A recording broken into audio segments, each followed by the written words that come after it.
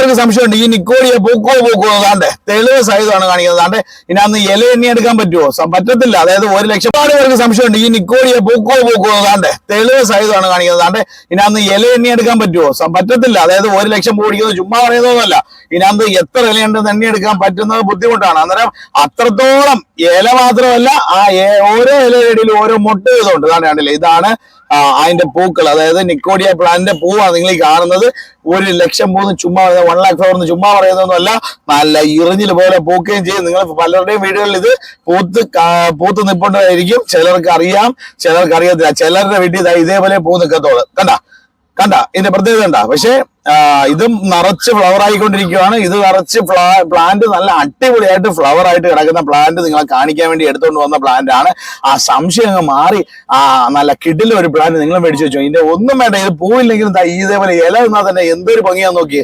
നമ്മളെ കൊളുന്തിന്റെയൊക്കെ ഇല പോലെ നല്ല അടിപൊളിയായിട്ട് അടുങ്ങിയുള്ള ഈ പ്ലാന്റിന്റെ തൈ നമ്മളിവിടെ ആസാം മൈതാനത്ത് ഇപ്പൊ സെയിലിന് കൊണ്ടുവന്നിട്ടുണ്ട്. ഇത് മൊത്തം അതിന്റെ തൈകളാണ്. ഇത് ചെറിയ തൈയുണ്ട്, മീഡിയം സൈസ് തൈയുണ്ട്, 100 രൂപ ടൈപ്പ് തൈയുണ്ട്, 200 രൂപ ടൈപ്പ് തൈയുണ്ട്. അങ്ങനെ വലിയ പ്ലാന്റ് ഉണ്ട്. വലിയ കവറിലുള്ള പ്ലാന്റ് ഇരിപ്പുണ്ട്, വലിയ കവറിലുള്ള പ്ലാന്റ് ഇരിപ്പുണ്ട്. ചെറിയ കവറിൽ നിങ്ങൾക്ക് ആവശ്യാനുസരണം കൊണ്ടുപോകാൻ പറ്റുന്ന രീതിയിലുള്ള പ്ലാന്റും ഉണ്ട്. നല്ല ഉഷാറ് പ്ലാന്റ് ഇപ്പൊ നമ്മളെ സ്റ്റോക്കിൽ വന്നേക്കുന്ന പ്ലാന്റ് ആണ്. ഇത് മദർ പ്ലാന്റ് ആണ്.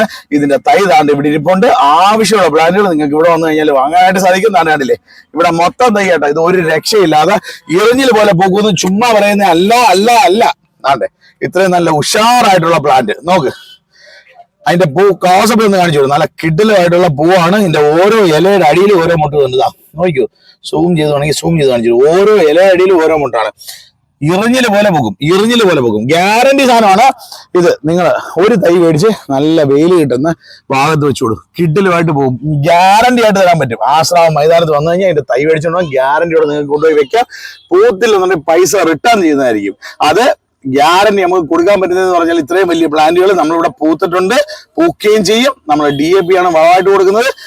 എല്ലുപിടി വെണ്ണാക്കൊക്കെ അടിസ്ഥാന വളമായിട്ട് കൊടുക്കാൻ. നൈട്രജൻ കൂടി കഴിഞ്ഞാൽ ഏത് പ്ലാന്റ് ആയാലും വെള്ളം ഓവറായിട്ട് വേണ്ട. ആവശ്യത്തിന് വെള്ളം മാത്രം കൊടുത്താൽ മതി.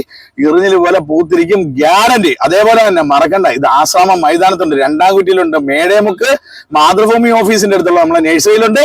അതേപോലെ പാരിപ്പള്ളിയിൽ രേവതി സിനിമാക്സ് തിയേറ്ററിന്റെ അടുത്തുള്ള നഴ്സറിയിലുണ്ട്. നമ്പർ താഴെ കൊടുക്കുന്നുണ്ട്. ആവശ്യാനുസരണം ഇവിടെ വന്ന് നേരിട്ട് കണ്ട് വാങ്ങാനായിട്ട് ശ്രമിക്കുക. കിഡിലം പ്ലാന്റ്, നിക്കോഡിയ പ്ലാന്റ്. വേറൊരു പേരുണ്ട്, എന്താ പറയാ, സീജ് പ്ലാന്റ് എന്നൊരു പേരും കൂടി ഇതിനുണ്ട്. അതേപോലെ തന്നെ എന്താ പറയാ, കിഡിലം പ്ലാന്റ്. ഒരു സംശയമില്ല, ഒരു പ്ലാന്റ് മസ്റ്റ് ഒരു വീട്ടിൽ വെച്ചിരിക്കണം. കിഡിലം പ്ലാന്റ്, ഗ്യാരണ്ടി പ്ലാന്റ്. ഓക്കെ.